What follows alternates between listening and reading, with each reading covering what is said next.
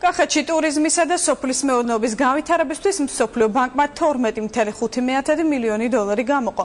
თანხა რეგიონში ინფრასტრუქტურის განვითარებასაც ითვალისწინებს. კახეთის რეგიონის განვითარება ასექვია პროექტს, რომელშიც საქართველოში მოღვაწე უცხოელი ბიზნესმენები ჩაერთვებიან. მათთვის რეგიონული განვითარების და ინფრასტრუქტურის მინისტრმა მსოფლიო ბანკის წარმომადგენელთან ერთად დღეს პრეზენტაცია გამართა. მუნიციპალური განვითარების ფონდის ვებგვერდზე ბიზნეს წინადადებების ელექტრონული რეგისტრაცია ახლაც მიმდინარეობს და ის ხელმისაწვდომი ქართველი და უცხოელი ინვესტორებისთვისაა. გამარჯვებულ პროექტს სამინისტრო თანხას გამოუყოფს, რომელიც გზის დაგებას, კანალიზაციის უზრუნველყოფას და ინფრასტრუქტურის მოწყობას მოხმარდება.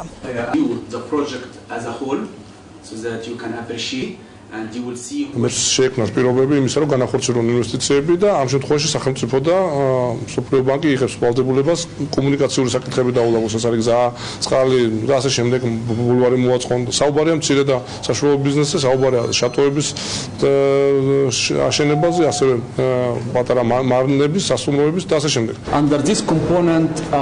ეს არის ძალიან მნიშვნელოვანი პროგრამა. ჩვენ შევეცდებით განმავითაროთ ტურიზმისა და სოფლის მეურნეობის სექტორები. ამას ჩაერთვებიან ბიზნესმენები. თანხა მოხმარდება რეგიონში ინფრასტრუქტურის გაუმჯობესებას, განხორციელდება ახალი პროექტები. საბოლოოდ ეს ყველაფერი საქართველოში ეკონომიკის დასს შეუწყობს ხელს.